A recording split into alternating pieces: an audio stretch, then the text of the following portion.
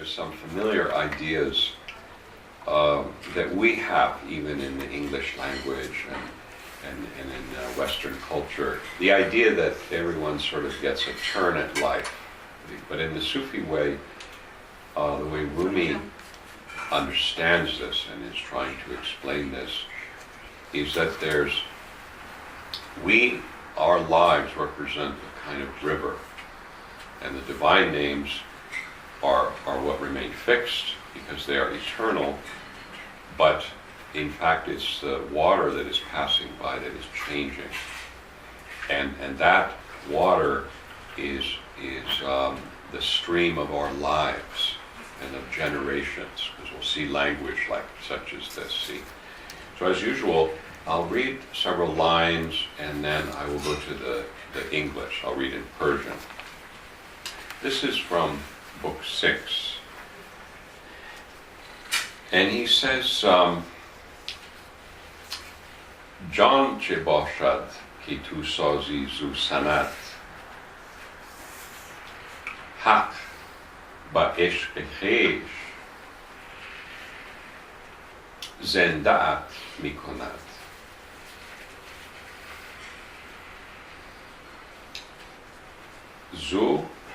از او حیات عشق خواه و جان مخواه،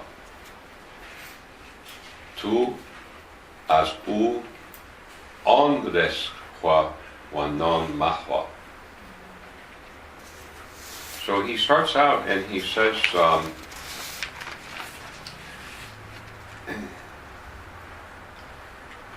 what is the mortal soul that you should make it your support? God will make you truly alive through His love. You see, or you could say, what is earthly life that you should make it your support? God will make you truly alive through His love. Ask Him for the life of love, not for this mortal life. Ask Him for that true sustenance, not for bread.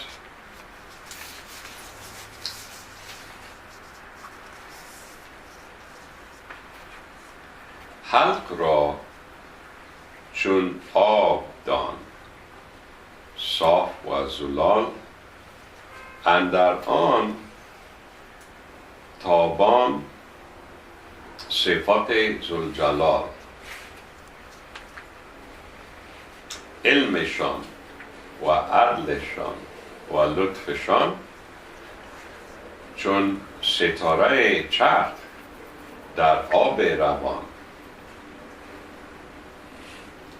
پادشاهان مظهر شاهی حق،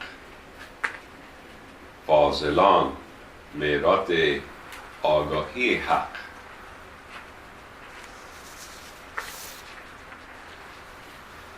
Know that all of the creatures are like pure, limpid water. Shining in it are the qualities of divine majesty. Their, meaning the creatures' knowledge, their justice, their loving kindness, are like heavenly stars appearing in the flowing water.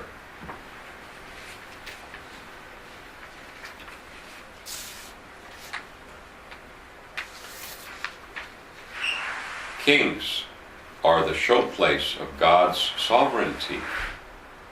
The learned are mirrors of God's intelligence.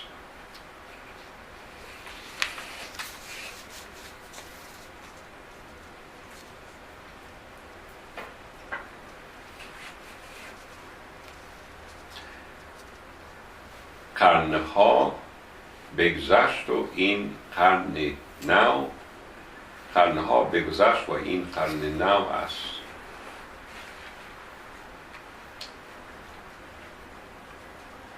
ما آن ماه است، آب آن آب نیست. عدل آن عدل هست و فضل آن فضل هم. لیکن مستبدل شد آن قرن و امم. امم یعنی قرن. قرنها بر قرنها رفت ای همام. همام یعنی پادشاه یا پهلوان. و این معانی برقرار و بردوام. آب مبدل شد در این جو چند بار، عکس ما و عکس اختر برقرار.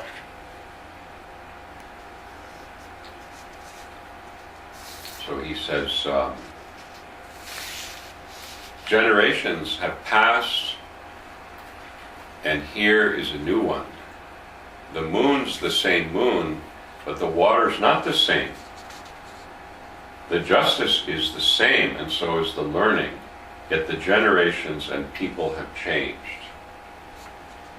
Generation upon generation have passed away, while these spiritual realities are stable and enduring. The water has changed many times in the stream. The reflection of moon and stars remains fixed. See what a lovely image this is. Our generations, when we think of the continuity today and these days, as my mother constantly comes into my thoughts, and I just remember so much. I remember childhood and all of these things, and yet there's all of these qualities. But from Rumi's point of view, this is the divine qualities manifesting in each of our generations as we have our turn, we're passing, flowing by in this stream. But it's always the same qualities of God that are shining into each of our lives, the way he's describing it.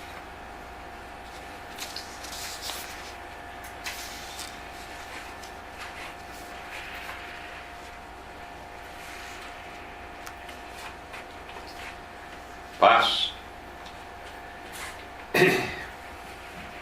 بنایش نیست بر آب روان، بلکه بر اقطار عرض آسمان.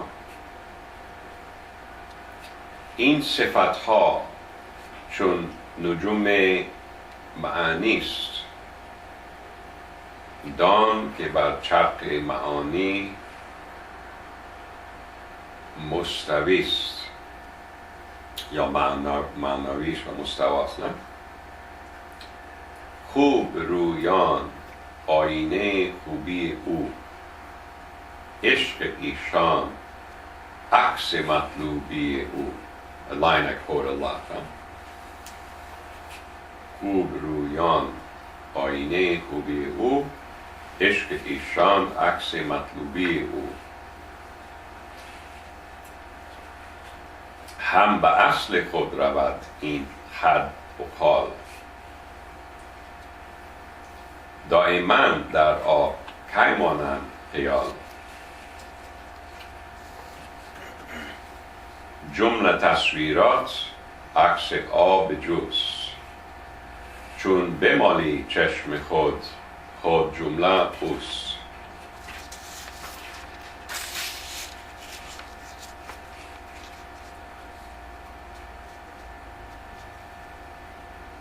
So he's saying that the basis is not founded upon flowing water, but in the sublime regions of heaven's expanse. The foundation, the basis. Those qualities are like stars of inner meaning. Know that they abide in the sphere of meanings. The comely face, the beautiful face ones, are mirrors of his beauty. Love for them reflects his supreme desirability. This cheek and beauty mark go to their source. How shall fantasy abide forever in the water? All of the images are reflections in stream water. When you rub your eyes, you'll see that it's all him.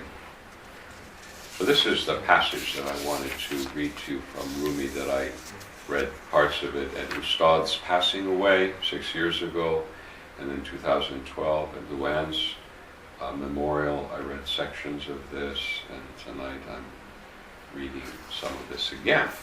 And I wonder if you remember this passage, or if you have any thoughts about this passage as I read it to you. I love the imagery of it. Like, it's very vivid in my mind. You can really, that's a great way of putting it. Yeah, I like it a lot too, for that reason, that Rumi, unlike, say, Shavastar, is very abstract, and Rumi very often gives you imagery and a visionary topography to walk around in, and that you can keep, in the same way that a dream is something that you might be using a lot off and on during the day, and you may actually still be affecting you days later, because it has this quality that affects the imagination and the emotions and so forth. It also allows us to understand Sufi metaphysics in an easy way. This idea of, you may recall that when I gave a talk some years ago about the Sufi principles of the Naqshbandi way, and I had been asked to give a talk on that, and it's normally, one doesn't talk about that, it's normally a private teaching, and I thought, well, a lot of things become more public in the Western world. And I was talking about Safa Dar Watan as one of the principles. This is at the Baraka retreat? Yes, yeah. Yes. And in this I mentioned that traveling in the homeland, see, and this poem reminds me of some of the teachings of the Usul-i Yozdagona, the 11 principles, and one of them, traveling in the homeland. And so you see, if we take this a step further and we splice it to other poems by Rumi, he describes our experiences here as being like a reflection on water. And this is a similar poem, is it not? And now, we had a lot of talk this morning about the Watan, because we had Dawood and other people asking about this. What was Dawood asking about? What was he interested in knowing about? Yes, he was interested in knowing about the fixed essences, or let's say we were loosely having this conversation in the Western world, we might say the Platonic ideals, or ideas.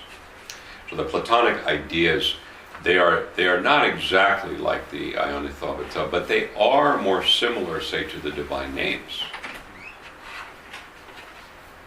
On the other hand, the Ionithavata are nothing other than the vessel of the divine names.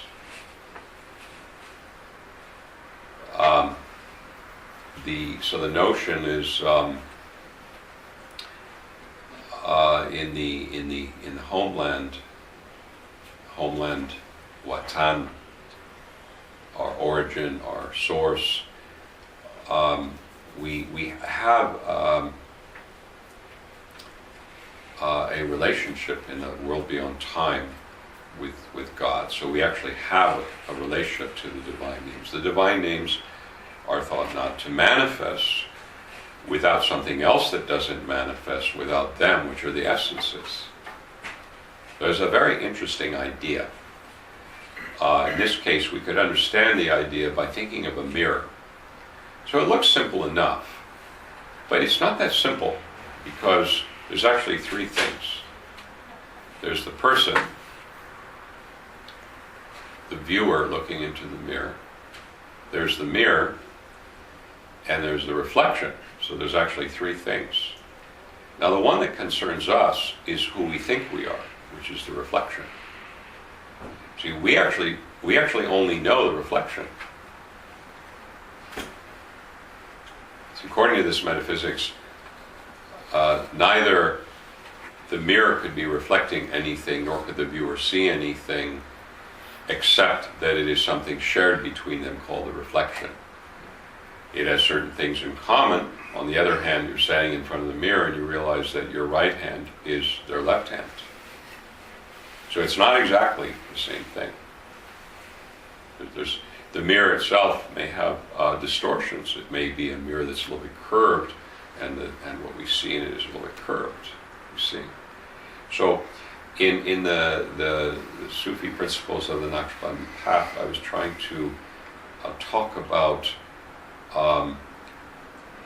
It is like a strange thing where we are in a movie almost, or a dream, or a reflection, and if we can pay attention, we might actually connect to the origin.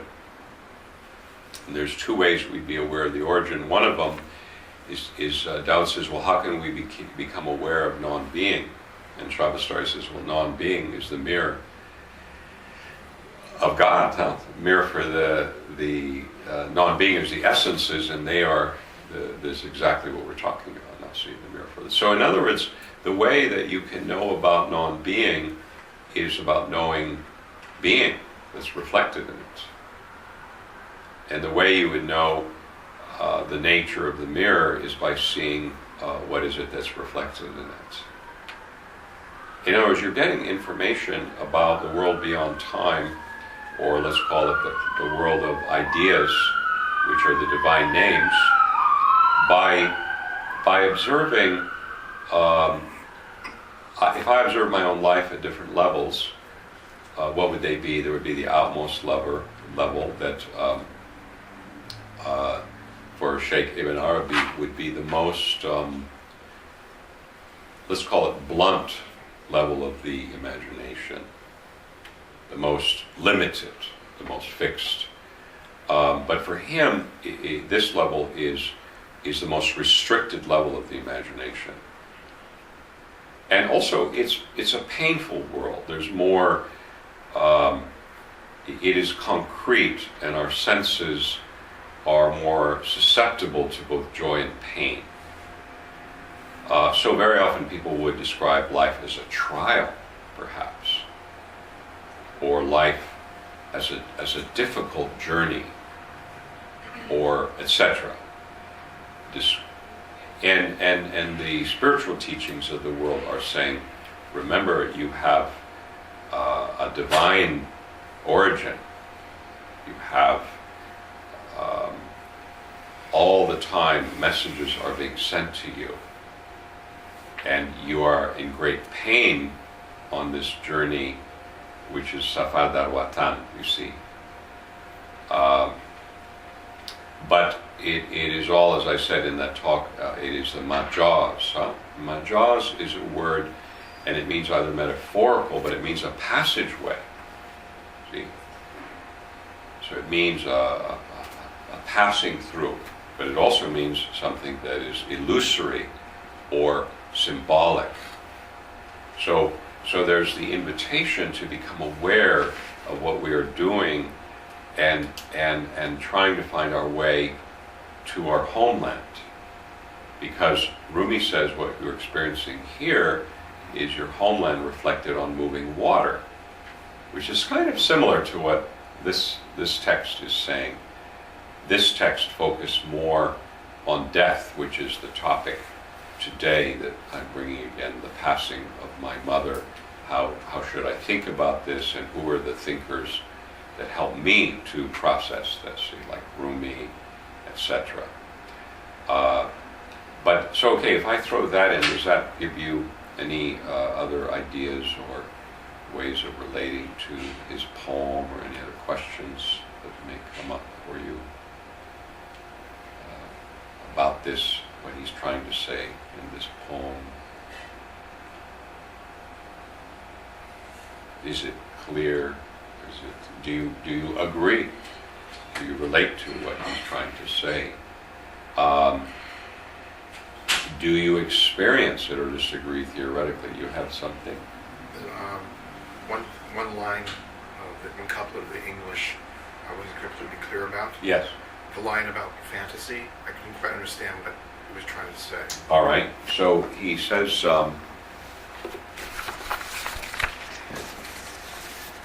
now fantasy,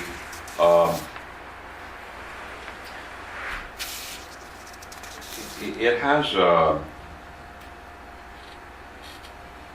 certain weight to that word, and we could either take it in a negative sense.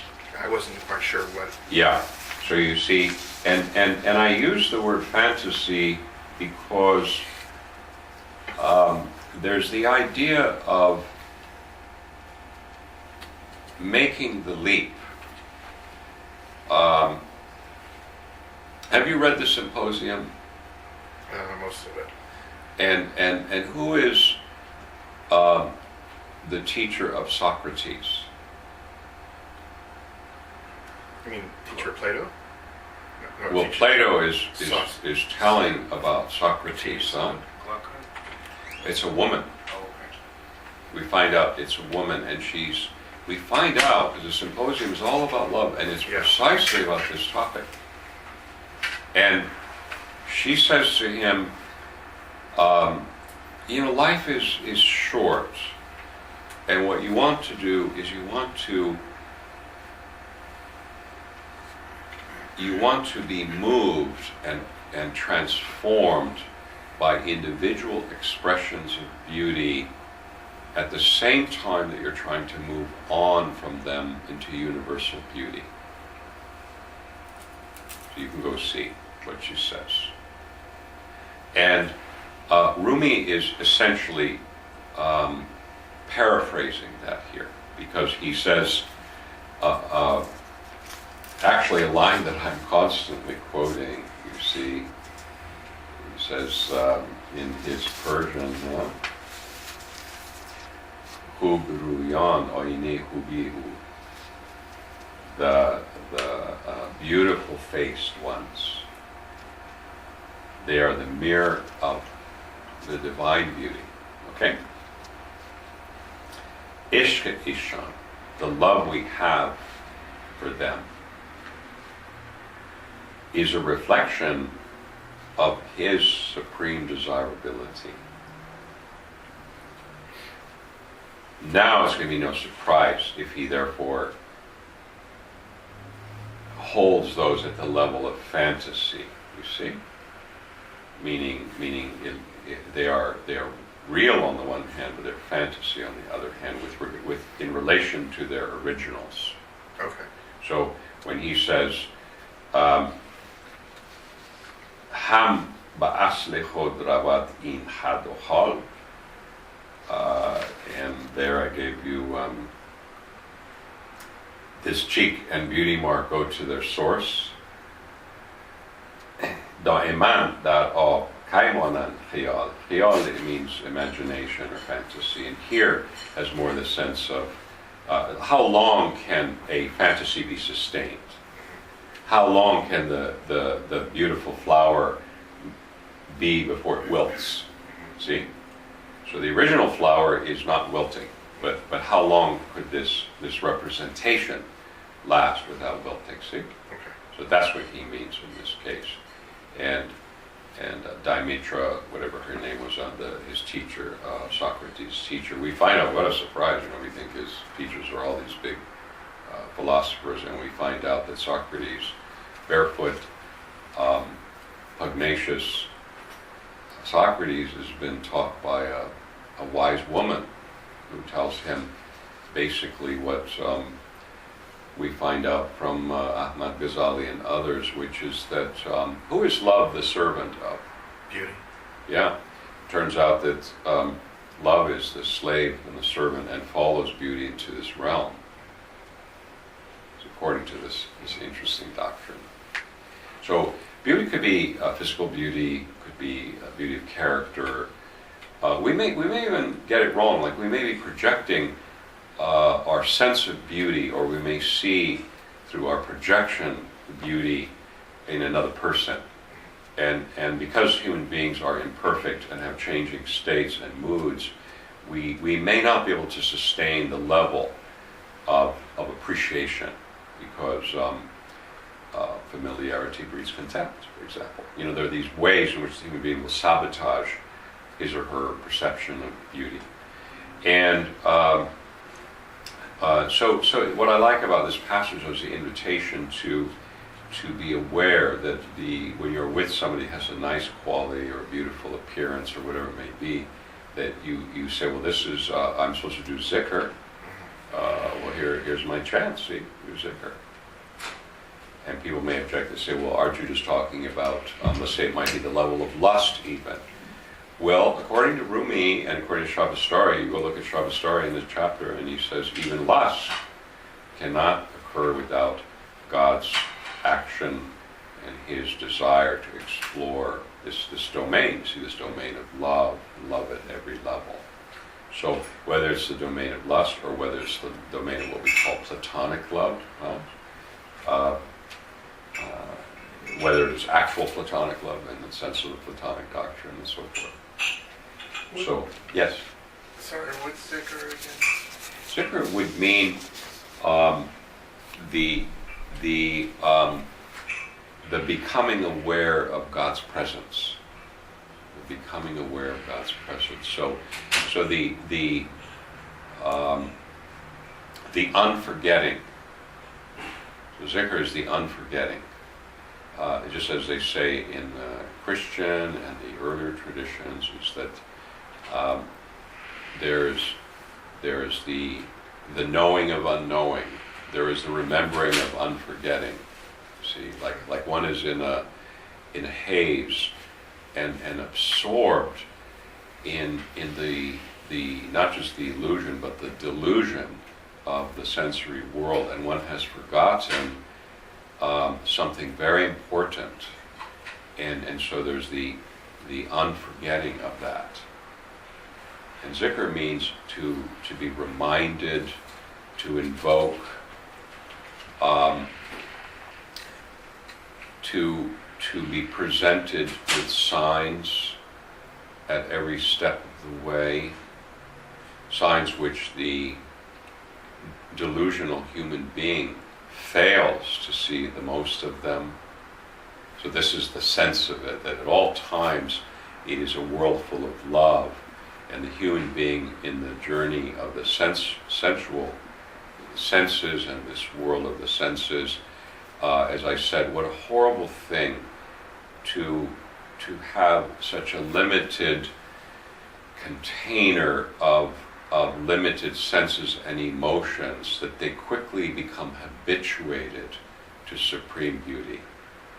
What a terrible curse. You see? I joke a lot about the paradise with the sofas and the fruits, but I actually like that verse for a certain reason, which is that one does not have that curse. One is more like a condition of Alzheimer's or something. You go, wow, this is such a beautiful person, this is such a delicious fruit, don't you think? Wow, this is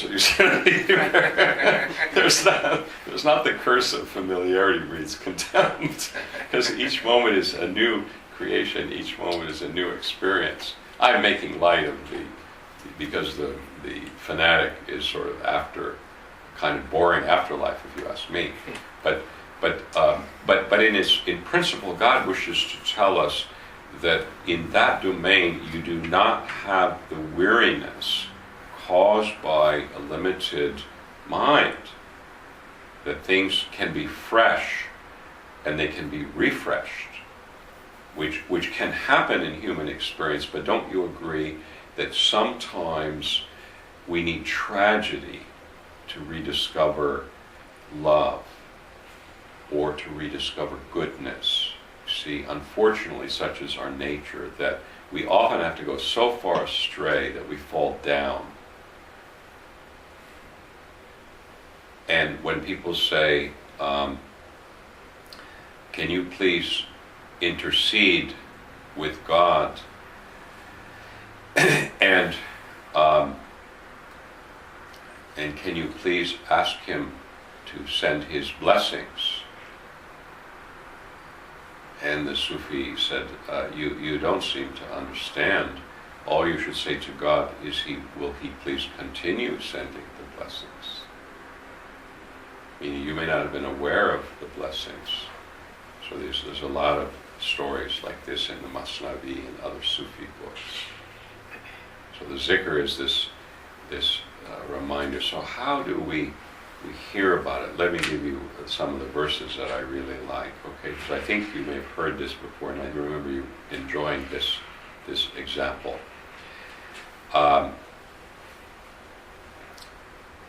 وَمَنْ يَعْشُ عَنْ ذِكْرِ الرَّحْمَنِ نُقَيِّدْ لَهُ شَيْطَانًا فَهُوَ لَهُ قَرِينٌ إِنَّهُمْ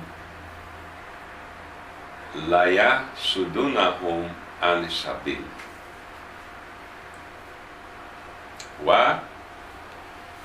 وَيَحْسَبُونَ أَنَّهُمْ مُهْتَدُونَ. Okay, what does it mean? Whoever turns away from the zikr of the mercy, because you're asking me about the zikr. See? So whoever turns away from either actively remembering the mercy or being able to be at least aware of the signs coming from the mercy, see, because it's a two-way street, the zikr. We will assign to that person basically a personal Satan. And that person and that Satan will be their constant companion.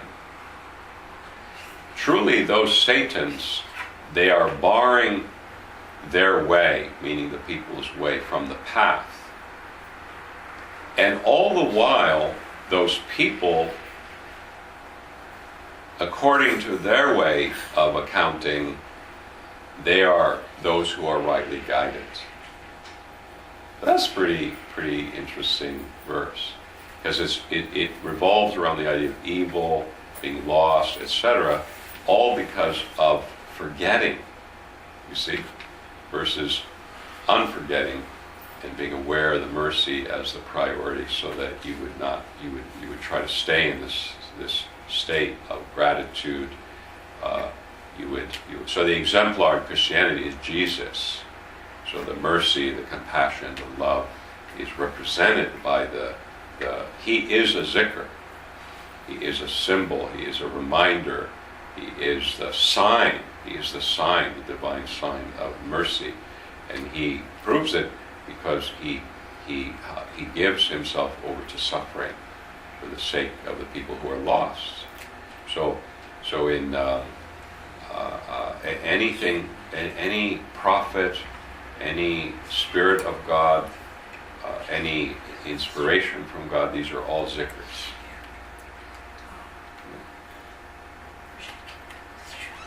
So, Salam, how are you? Nice to see you. Did anybody else have something?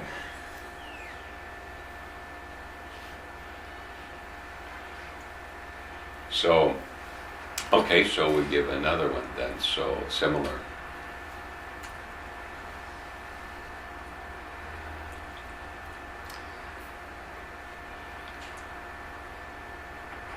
وَمَا يَأْتِهِمْ مِنْ ذِكْرِ الرَّحْمَنِ مُحْدَثٍ إِلَّا كَانُوا عَنْهُ مُعْرِضِينَ. So there does not stop coming to them reminders of the merciful, one after the other in time, except that they each time turn away from it. You see? So this is another example of that, of this idea of the in this case specifically, the remembering of the merciful. As far as remembering of God, there's just incessant in Quran and in Sufism, huh? So, yes? I had a question with regards to the conditions of love. The three conditions that you've mentioned before, with familiarity, like uns being one of them, and then the other two I forget. Yeah, so when what I was saying, what is astonishing, a lot of the conversation today has to do with, on the one hand, what appears to be loss, death, huh?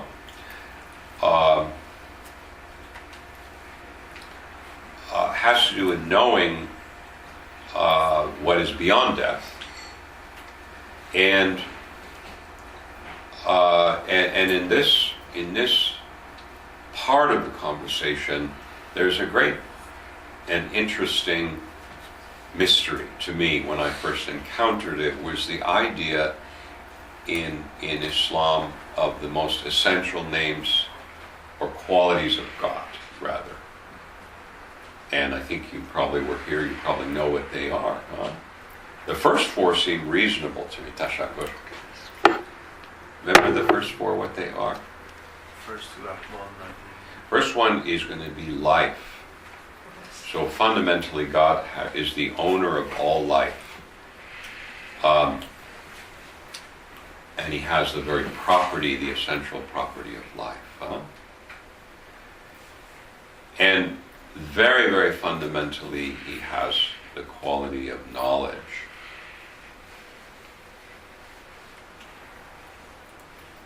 Very fundamentally, He has a quality of all power. And He has the property of all will. He has will. Okay? We were talking about free will and so forth. See, these are the four, they make perfect sense. And all of a sudden it's like, wait a minute, it's like a left or a right turn here, where He says, and the next one is what? Hearing. The next one is seeing. The next one is speaking. I remember when I read that, I'm like, what is this? This is incomprehensible. Surely it would be one of these other qualities that you might be able to think of, being eternal, this and so forth and so on, right? But no. So I started to think about this a lot, and I was not able to resolve it until I started experiencing it. And what is it that I experience? I experience the activation of a seeing that I had not known about before. That I knew was not really my own seeing. Or it was like a very expanded version of my own seeing. And both seeing externally and seeing internally, and grasping and understanding, you see. So then I realized that as I studied the Quran a little bit more, then God explains, one of Rumi's great sermons is a bit based on this, is the idea of ulfat.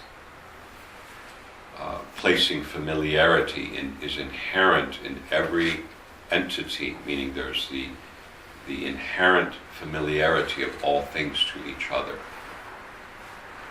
So familiarity, like if you were correctly minded and you were a just human being, you would see another person and you would not be afraid of them, nor would you wish to rob them.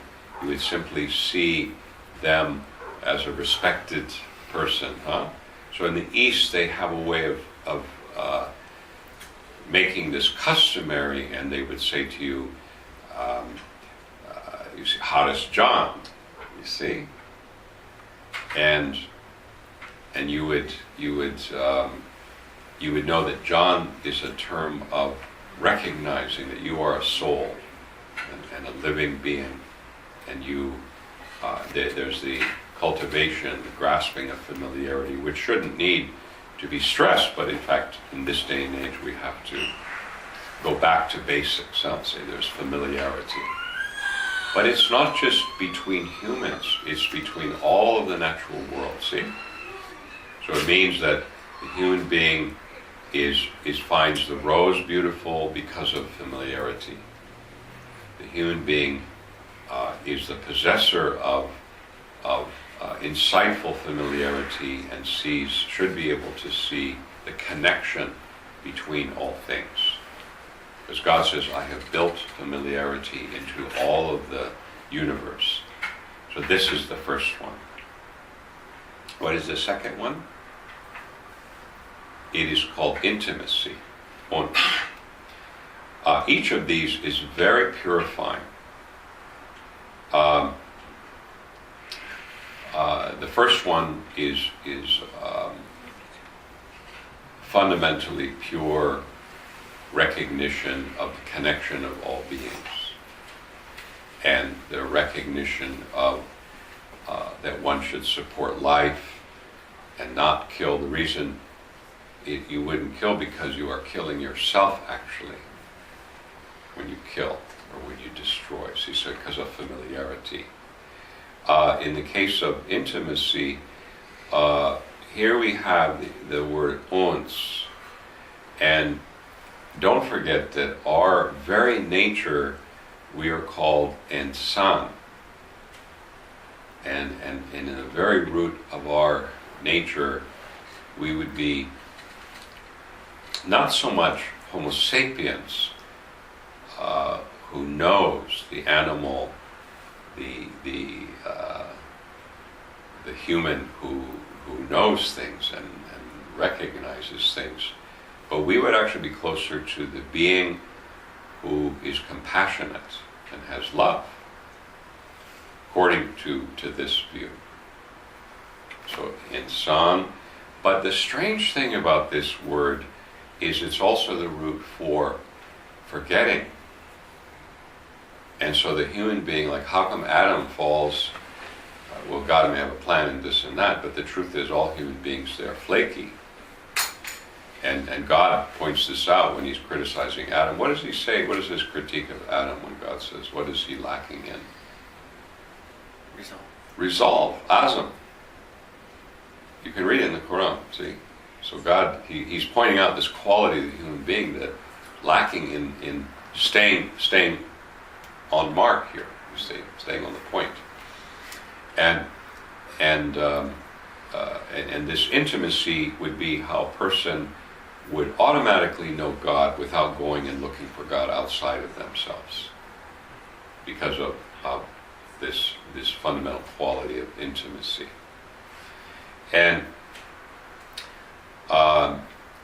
shared to some extent by the other creatures, see, including the jinn. God says, I did not create the human or the jinn except that they should worship me. Worship means love. You see, even in popular language, people say, darling, I worship you. I worship the ground you walk upon, right? But this is in common language, and all the cultures, this idea of being so in love, one holds a person up on a pedestal and worships. And this is Ishq Majazi. You see, this is a metaphorical love. So that brings us to, in Quran, we do not see the word ishq, we see the word hub. So we see many, many examples of this. The one that is often quoted is yuhibuhum wa yuhibunahu. See, so God is saying, O you who believe, those of you who turn away from your fundamental pact, meaning for the religion, unlike those fanatics who will chop you up and burn you or whatever, no, we will simply bring another people. This is what God says. So, is we will bring another people, a people that God loves for who they are, meaning because they're sincere, and a people who love Him. So the fundamental relationship of love is brought out in these three ways, huh? Haven't I said to you that even the person is trapped in the domain of lust, if they only bring intimacy to that lust, they will purify it? I've given you interesting stories about this, huh? This is how the Sufis view this matter, that if there's a purification, all of it's going to be in the domain of real love. Now remember the other thing I said this morning, the problem is, which I address in the Hafsal, huh? What's the Hafsal? Yeah. The collection of the notes from the classes. Yeah, there's the longest book that I've done. It's like, 800 pages or something. And again you see that I identify who Satan is. I expose Satan. Who is Satan, according to this exposition? Does anybody remember? Zaki John, anybody who was in those years of the Hafsal? I think there's not so many people from the Hafsal year. So, do you guys have Hafsal, right? What a tedious book it is. It's just like goes on and on and on and on. But if you look, you'll see, identify who Satan is. Satan is sentimentality. Now, see, the problem with which is worse, an enemy that you recognize, or an enemy that you absolutely don't recognize, but who is living in your house? Water. Yeah. And this is sentimentality. So the problem is that we have to ask ourselves, what does God mean by love, and what do we mean by love when we use this word? And how do we find out? Well, we often don't find out until some time goes by.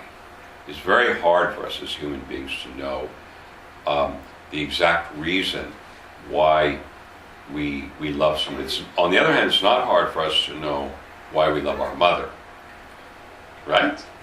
Because she's our oldest beloved. We don't, as we leave the arms of God, He puts us into the arms of our mothers. And we fall in love with our mothers, and we soon become jealous, and no one else should have access to our mothers. Huh, Fatima Jan? So the child, it bonds. And children who don't bond with their mothers, we know this, very hazardous. We read about cases, the psychology of not having a close bond with the mother. So in terms of human psychology, we have, let's say, an experience of authentic love, but that could be contaminated by, let's call it generational dysfunction in the family. Perpetuated kinds of neuroses and a misperception or misconstruing the nature of even motherhood, or trying to live up to rigid values that a child is in a much bigger world, actually. And so there could be danger and damage. On the other hand, if a child is not given some sense of structure, there could be other problems. So there's this fine balance, a little bit like the divine names, the carrot stick kind of a thing, where you're trying to find exactly the right mixture. But all of us, isn't it true that we often say in this, like, everybody's family's crazy? Am I right? It's true. And we're like, well, it doesn't get outside these doors, unless these days, the mother sues, the daughter sues her mother or whatever, some kind of crazy thing like that. But in most cases, we say, wow, everybody's kind of crazy, and that's the nature of a human being. Is the problem with a very extensive imagination and capacity to feel and to think and so on is that it's distracting. And that's why we have nasyan, or forgetfulness. And very often people quickly make mistakes that they can't fix. And so they've harmed, they've fundamentally hurt another person, and there's no way they can actually fix that. It may heal over in time, or it may never heal over. And now you have cycle generations of certain kinds of things. So in other words, human beings are often a bit neurotic at best. And at worst, they really fall into domains of psychosis or mental difficulties, etc.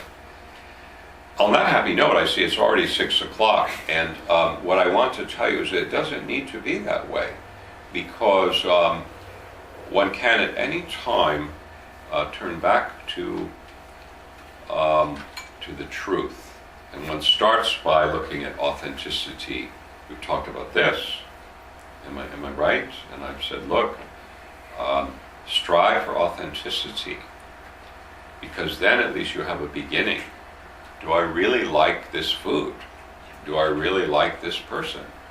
Do I really, I feel certain things, in which domain are they authentic? So in the domain of instinct, there are things that are authentic, but in another domain, the domain of love, there is still a conflict, but it's now in a new domain of no BS. It's a full, like grasping the authentic, what I authentically want versus what I authentically choose. Or what I authentically want as it benefits who I authentically want to be. See, so there's going to be this thing, but it's no longer in the domain of fooling oneself and all of, see, there's so much of the world is based on inauthenticity, what we call kitsch culture, like lousy culture, lousy music, sort of fake, like imitative. Same thing with love. So say, well, there's a script, there's a story, and everybody's going to get burned by that story, huh? You can be a young man, right? You can say, well, I thought the story was going to be like this, huh? And it doesn't take long to leave the domain of being a young man and enter the world of suffering and trying to find the truth, huh?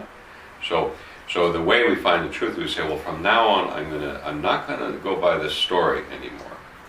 I'm going to go by looking at my conscience, looking at what I want, becoming authentic with my relationship with God. Don't get into weird situations where you have to posture religiously for other people. You don't get into weird groupings where people are posturing, you see, like simians by the river, sort of picking lice out of each other or something like that. Don't get yourself into this kind of situation. Try to be authentic, and then you can pull out of even very difficult neurotic kind of situations. I know from my own experience that this is true. How? Because fundamentally you have familiarity, you have intimacy, and you have the capacity for real love. And the enemy would be what is false, which could look nice to you. See, that's very different from somebody who is just mean. That you can see coming. You can see it walking down the street, right? It's harder to see something that looks just great, and that you have to pay real close attention, because then if you say prayers and supplications, God will send to you according to what you're ready to receive, and this is the nature of the way God works.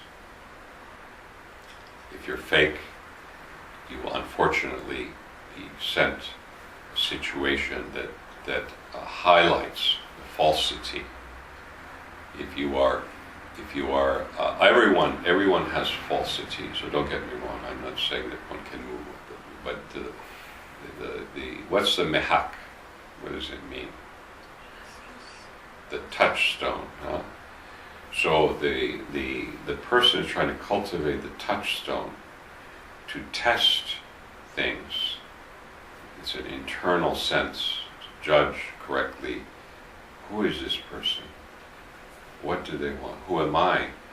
Why did I say what I did? I didn't mean that. I think I learned to behave in a strange puppet-like imitative behavior. can I cut the strings? The answer is yes, see? I'm going to get out of that.